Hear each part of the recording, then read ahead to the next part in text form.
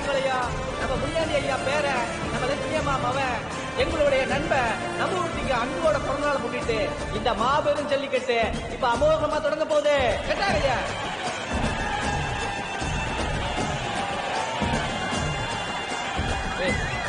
ஏய் சரி, மாட்டுக்கு 2 நிமிஷம் தான் டைம்.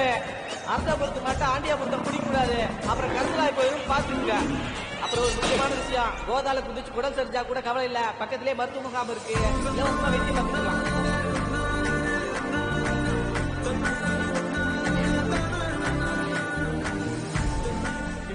டாக்டர் கைய பிடிச்சு பாத்துட்டாங்கம்மா, ஒன்னும் சரியாகல. சரி பண்ணிடலாம். என் பொண்ணு கை வச்சிருச்சுல, இனிமே எல்லா நோய் நொடியும் பறந்து போயிடும், கவலையை விடுங்க. வணக்கம் வணக்கம், உட்காருங்க. அப்பா இப்ப நீங்க வாங்க, ஒரு சின்ன செக்அப் பண்ணிடலாம். ஏன் தாய், நான் தான் உன் முகத்தை தினமும் பாத்துட்டு இருக்கேன், என்ன எந்த நோய் அண்ட போகுது? நல்லா பேசுறீங்க. வேணா உன் மாமனுக்கு ஒரு செக்கிங்க போடு. நான் மனுஷங்களுக்கு தான் டாக்டர், எருமைங்களுக்குலாம் இல்ல. என்ன மாமனை காலன்றியா?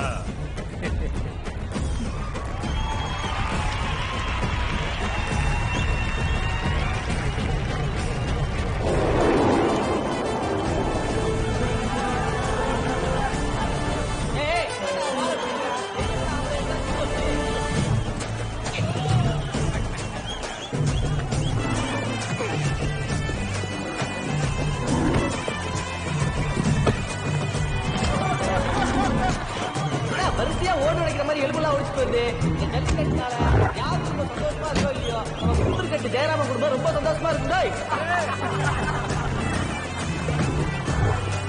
தூக்கி போடு அவனுக்கு வாங்கிட்டியா? பையன் பொங்கல் நாள் அதுமா பிறந்தா அவங்க தாத்தா இந்த பொது விழாவை பிறந்த நாள் ஆக்கி விட்டான். திருட்டு பயல், இதுல இந்த கட் அவுட் வேற. விடு சிங்காரம், முக்குனர் காலம் வரும். என்னத்த வருமா நீ ஒண்ணு பட. ஏய், இவ்வளவு நேரம் நடந்த ஜல்லிக்கட்டு கிடையாதுடா இது. இப்ப வரப்போறது நம்ம முனியாண்டி ஐயா வீரத்துக்கும் நம்ம அன்போட வேகத்துக்கும் அடையாளமா இருக்கிற நம்ம மருது வராண்டா. 10 வருஷமா எவனும் அடக்க முடியாத நம்ம அன்போட சிங்கம் மருது அடக்கிறவனுக்கு மரியாதை ஜீப் கொடுக்குறோண்டா.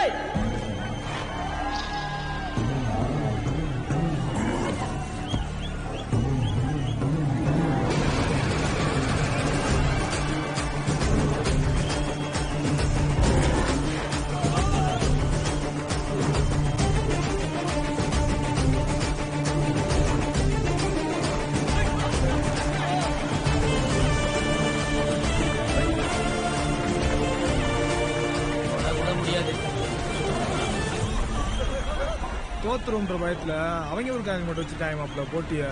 அட விடுமாப்ல. ஏய் தொட்டாதானே தப்பு, குத்தலாம்ல. என்னையா சொல்ற? நம்ம ஊருக்கார பய ஒருத்தன ஊசியோட உள்ள அனுப்பிச்சிருக்கேன்.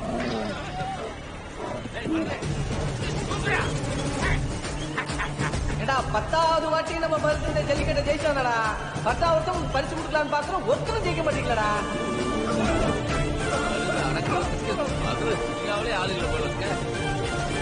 அதாவது யாரும் எங்க மருந்து அடக்க முடியாதனால மாட்டுக்காரங்களுக்கே ஜீப்பு சொந்தம்னு ஐயாவோட உத்தரவோட தெரிவிக்கிறோம்.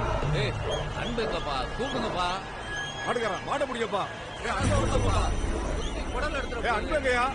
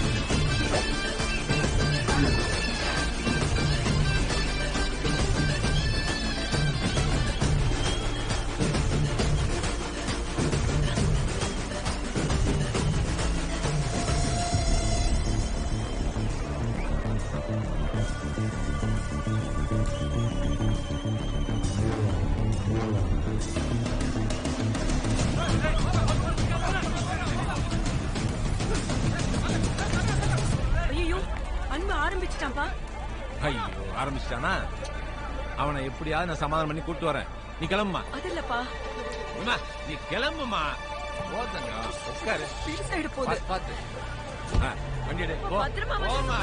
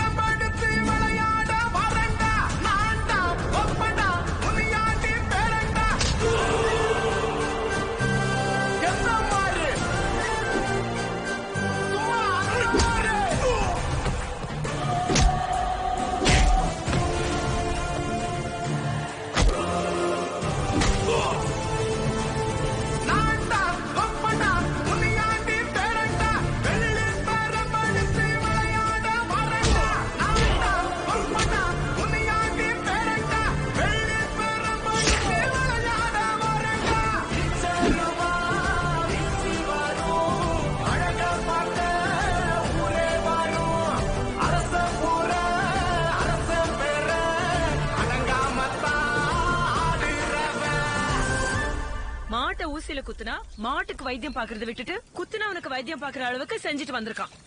ஏண்டா மருது, நான் சும்மாவா அடிச்சேன்? குத்துனாங்க தாண்டா அடிச்சேன், சொல்றா. டேய் மருது, காளை மாடா லட்சணமா இரு.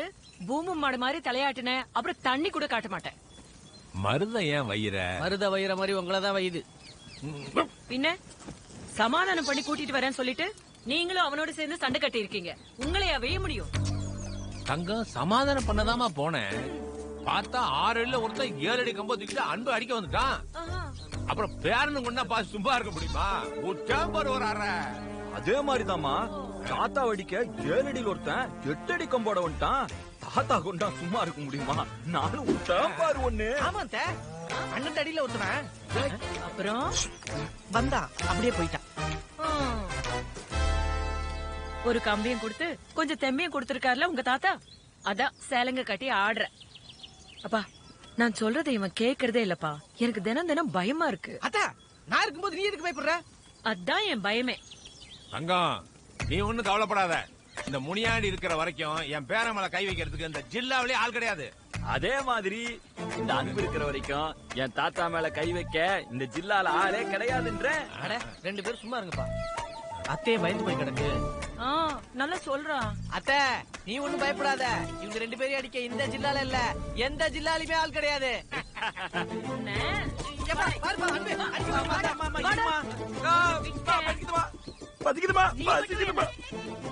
உடம்பெல்லாம் வலிக்குதுமா. நான் எதுவுமே